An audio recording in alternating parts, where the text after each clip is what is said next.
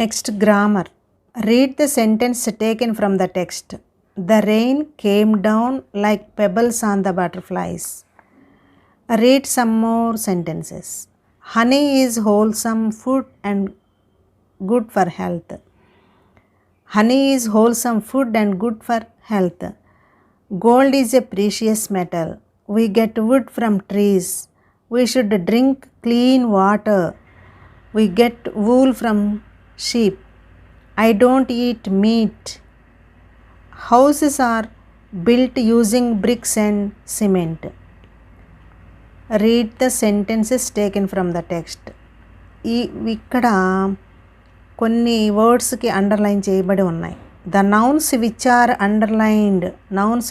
underlined above are made of a metal or a substance.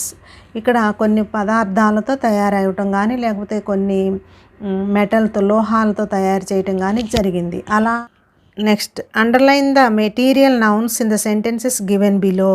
Silver is used to make jewellery. సిల్వర్కి underline చేసాం. The hen lays eggs substance. I use coconut oil for my hair. ఇక్కడ oil అనేది substance. I get new clothes on my birthday. Clothes అనేది substance. This material noun. Drink milk for good health. Milk is a substance. My sister likes cheese. Substance. Iron is used in constructions. నిర్మాణాలలో ఇనుమును ఉపయోగిస్తాం. Iron అనేది metal. My father has a mobile phone. Mobile phone అనేది ఒక material noun. So these are underline words. Underline nouns are called material nouns. Next, conventions of writing. Read the given passage. Look, there are clouds in the sky, said Pranita. Start raining. Oh cloud, I want to dance in the rain, said John. I want to make paper boats and float them on water, said Mastan. Oh cloud, don't rain please. It's Sunday. I have to play, said Mumeen. Next, oh cloud, don't rain please. It rains in my house too. It rains in my house too, said Bunty. Does it rain now? ఒక్కొక్కటి అడుగుతున్నారనమాట రెయిన్ని. వర్షం కురవద్దని, paper boats తీసుకుంటాను కురవమని, ఇలాగా ఒక్కొక్కళ్ళు ఒక్కొక్క ఒపీనియన్ని చెప్పారు. Observe where the full stop, comma, question mark and capital letters are placed. Now listen to what the full stop, what the comma, what the question mark and capital letters tell about themselves. ఇక్కడ ఎక్కడెక్కడ ఉన్నాయి, కామాలు పెట్టారు, quotation marks పెట్టారు, full stop పెట్టారు కదా, అంటే ఏంటి వాటి గురించి ఇప్పుడు మనం తెలుసుకుందాం. ఫుల్ స్టాప్ మీ అందరికీ తెలుసు.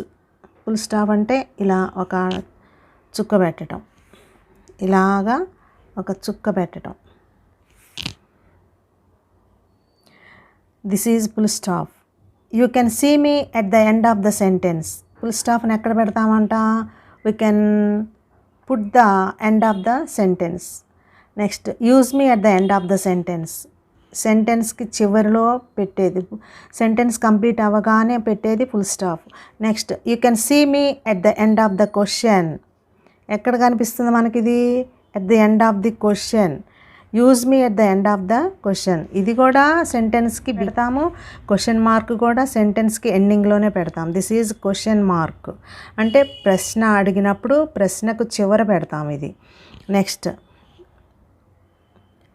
you can use me in the beginning of the sentence, persons, places, days of week, months and the word I.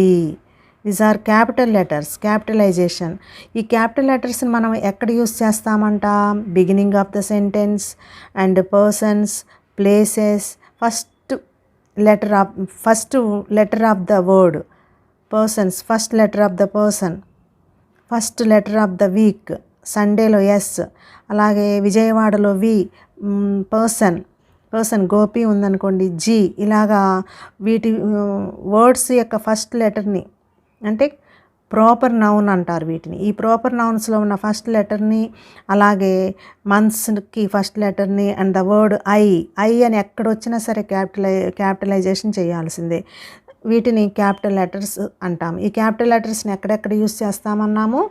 Beginning of the సెంటెన్స్కి, పర్సన్స్ నేమ్ యొక్క ఫస్ట్ లెటర్కి, ప్లేసెస్ యొక్క ఫస్ట్ లెటర్కి, మంత్స్కి, వీక్స్కి first letter ఉంటుంది కదా, వాటికి అలాగే ఐ అనే దానికి ఉపయోగించేది capital letters.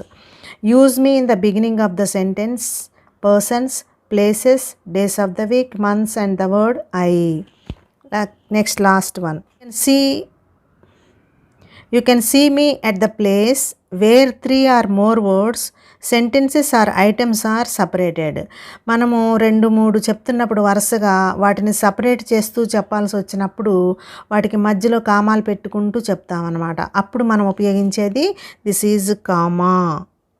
For example Ramu, Gopi, Sita అని అందరి పేర్లు వరుసగా చెప్తున్నప్పుడు రామ కామ, గోపి కామ అలా వరుసగా ఎక్కువగా మోర్ దాన్ 2 words వచ్చినప్పుడు మనం వాటికి మధ్యలో మనము ఏం చేస్తామంట, కామాస్ని సపరేట్ చేయడం కోసం ఉపయోగిస్తాం. Use me to separate more than 2 words, sentences or items. These are. Next, activity 6. Read the following and punctuate the sentence correctly. ఇక్కడ స్టాఫ్, కామాస్ అసలు ఏమీ లేకుండా ఇచ్చాడు. దీనిలో మనం చెప్పుకున్నాం కదా, సెంటెన్స్ బిగినింగ్లో క్యాపిటల్ లెటర్ ఉండాలని, అలాగే ప్రాపర్ నౌన్స్ వస్తే ఆ వర్డ్కి ఫస్ట్ లెటర్ క్యాపిటల్ ఉండాలని, కామా, ఫుల్ స్టాఫ్లు ఎక్కడెక్కడ ఉండాలి, క్వశ్చన్ మార్క్ ఎక్కడ ఉండాలనేది ఇప్పుడు వీళ్ళు ఇవ్వలేదు, మనము యాడ్ చేయాలి. రాణి, మేరీ, రాజేష్, భాష ఇదంతా ఒకే పేరు కాదు కదా, వేరు వేరు పేర్లు కాబట్టి ఇక్కడ రాణి ఇది నేమ్ కాబట్టి ఈ ఆర్ క్యాపిటల్ చేయాలి. నెక్స్ట్ మేరీ, రాణి తర్వాత కామ, మేరీలో ఎం క్యాపిటల్ చేయాలి. నెక్స్ట్ కామ, రాజేష్లో ఆర్ క్యాపిటల్, కామ, భాషలో B capital, and Rehana R capital. Rani, Mary, Rajesh, Basha and Rehana are playing cricket. ఇక్కడ అన్నిటికీ కామాలు పెట్టుకుంటూ వచ్చి లాస్ట్ వర్డ్ రాయబోయే ముందు మనం అండ్ యాడ్ చేయాలి. అక్కడ కామా పెట్టకూడదు. కామా బదులు మరియు రెహానా అని చెప్పాల్సి వచ్చినప్పుడు మనం అండ్ ఉపయోగిస్తాం. ఇక్కడ మనం కామా రాయకూడదు. And playing cricket full stop. Next direct speech మొదలైంది. ఇన్వర్టెడ్ కామాస్ ఉంది, అంటే ఎవరైనా చెప్పిన మాటల్ని ఇన్వర్టెడ్ కామాస్లో చూపించడానికి ఇలాగ అంటామన్నమాట. ఇది స్టార్ట్ అయింది కాబట్టి ఇక్కడ డి ఏం చేయాలి, క్యాపిటల్ లెటర్ చేయాలి. D, don't you go to school, వెళ్ళవా స్కూల్కి అన్నారు, క్వశ్చన్ మార్క్ పెట్టి అప్పుడు ఇన్వర్టెడ్ కామాస్ క్లోజ్ చేయాలి. Asked an old man full stop. అడిగింది ఓల్డ్ మ్యాన్. ఇక్కడ ఏం అడిగారో క్వశ్చన్ కాబట్టి ఇక్కడ క్వశ్చన్ మార్క్ పెట్టి మనం ఇన్వర్టెడ్ కామాస్ క్లోజ్ చేసి అప్పుడు నెక్స్ట్ లైన్ రాయాలి. నెక్స్ట్ ఇంకొకటి అడుగుతున్నారు, టుడే అన్నారు, స్టార్ట్ అయింది కాబట్టి ఇన్వర్టెడ్ కామాస్ బిగిన్ అయినాయి కాబట్టి ఇక్కడ టీ క్యాపిటల్ చేయాలి. Today is Sunday is a holiday, ఇది కామా. Today is a Sunday is a holiday full stop. They said తర్వాత ఫుల్ స్టాప్. ఈ విధంగా మనం ఇక్కడ రాశాను, మీరు నోట్ చేసుకోండి. Making request using can and may. Read the following sentences from the reading text. అంటే ఇక్కడ కెన్ను, మేని మోడల్ ఆక్సిలరీస్ అంటారు. కెన్ను, మే వీటిని ఉపయోగించాలి. ఎలాగా? Can we stay here till the rain is over. వర్షం ఆగిపోయే వరకు మేము ఇక్కడ ఉండవచ్చా అని అడగటం. You can stay with me till it stops raining. ఇక్కడ ఉండవచ్చు, చేయగలము. కెన్ అంటే ఎబిలిటీ అని అర్థం. In the first sentence the butterflies are asking permission with the sunflower. Permission అడుగుతున్నారు కదా ఇక్కడ ఉండవచ్చా అని. అలా పర్మిషన్ అడగటం కోసం మనము కెన్ని యూజ్ చేస్తాం. In the second sentence the sunflower is giving permission. First sentence can we stay here till the rain is over. ఇక్కడ ఉండవచ్చా అని పర్మిషన్ అడుగుతున్నారు. పర్మిషన్ అడగటం కోసం కెన్ ఉపయోగిస్తాం, పర్మిషన్. నెక్స్ట్ సెకండ్ సెంటెన్స్లో ఏముంది? You can stay with me till it stops raining. అంటే దీని అర్థం ఏంటి? సెకండ్ సెంటెన్స్ ఏముంది? The sunflower is giving permission. Permission ఇస్తుంది, ఇక్కడేమో అడగటం. ఫస్ట్ సెంటెన్స్ అడిగింది, సెకండ్ సెంటెన్స్ ఇవ్వటం. కాబట్టి యూ కెన్, యూ కాంట్ వద్దు, యూ కెన్ తీసుకో, ఇలా అనమాట. కెన్ అంటే పాజిటివ్, కెనాట్ అంటే negative. Read the following conversations. Can I take your pencil? నేను నీ పెన్సిల్ తీసుకోవచ్చా? Can I take your pencil? Yes you can. అదే వద్దనుకో ఏం చెప్తారు చెప్పండి? నో అనాలి. No you can't, no you can't అనాలి. ఎస్ అయితే ఎస్ యూ కెన్. ఇలాగా కాన్వర్జేషన్లో మనం కొన్ని example. Can I take your pen? నేను నీ పెన్ను తీసుకోవచ్చా అడుగుతున్నాడు ఈ బాయ్. అప్పుడు సెకండ్ బాయ్ అంటున్నాడు no you can't. Cannot full ఫామ్కి short form can't. Cannot, cannot అనేది ఫుల్ ఫామ్, దానికి షార్ట్ ఫామ్ కాంట్. ఇక్కడ తీసుకోవచ్చా అని అడిగాడు పర్మిషన్, ఇక్కడ పర్మిషన్ ఇవ్వలేదు, నో యూ కాంట్ అన్నాడు. Next may I go to drink water? ఇక్కడ పర్మిషన్ అడుగుతున్నాడు. మే ఐ గో, ఇక్కడ కెన్ ఉపయోగించవచ్చు, మే ఉపయోగించవచ్చు అనమాట. May I go to drink water? ఇక్కడ may I go to drink water అని ఆ టీచర్ని అడుగుతున్నారు. Teacher yes you may, yes you may అన్నారు. Next may I come in? May I come in అంటే లోపలికి రావచ్చా? Yes you may. ఇలా can, may are used to ask for permission.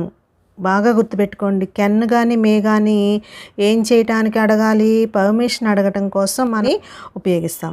Next to, ఏది అడగటం కోసం, టు గివ్ పర్మిషన్, పర్మిషన్ ఇవ్వటం కోసం విసే yes you can, yes you may అనొచ్చు అనమాట. ఫర్ రిఫ్యూజింగ్ పర్మిషన్ అంటే పర్మిషన్ ఇవ్వకుండా తిరస్కరించుతారు, అలాంటప్పుడు no you can't, no you may not, ఇలాగా అడుగుతాం. నెక్స్ట్ రోల్ ప్లే చూద్దాం. Now convert the following instructions into questions for asking permission by using can, may. Role play the conversation given. ఇక్కడ చూడండి words ఇలా ఇస్తారు మీకు. Take your eraser, close the door, use your bicycle, go to toilet, ask you a question, open the window. ఇలా conversation జరుగుతుందో role play చూద్దాం. Can I take your eraser? First తీసుకుంది ఈ అమ్మాయి. Take your eraser, take your eraser దాన్ని base చేసుకొని ఈ అమ్మాయి మనం ఒక క్వశ్చన్ అడగాలి. ఎలా? Can I take your eraser? May I go to toilet? May I go to toilet? ఎక్కడికైనా, లేకపోతే బయటికి కానీ ఇలా మే ఐ గో టు హోమ్ ఇలా అడిగినప్పుడు ఇక్కడ ఏం చెప్తుంది? Yes, yes you may. ఇక్కడ మే వస్తే ఇక్కడ ఆన్సర్ కూడా మేనే రావాలి, ఎస్ యూ మే. కెన్తో క్వశ్చన్ అడిగితే ఇక్కడ కెన్ వచ్చింది ఆన్సర్. ఇక్కడ మేతో క్వశ్చన్ అడిగితే మేనే చెప్పాలి, yes you may, yes you may. Next వీటిలో తీసుకోండి. Close the door, can you close the door? Yes చేస్తాను, డోర్ క్లోజ్ చేస్తాను అంటాడు. అబ్బాయి ఏమంటాడు? బాబు yes I can. Yes ask you a question, can I ask you a question?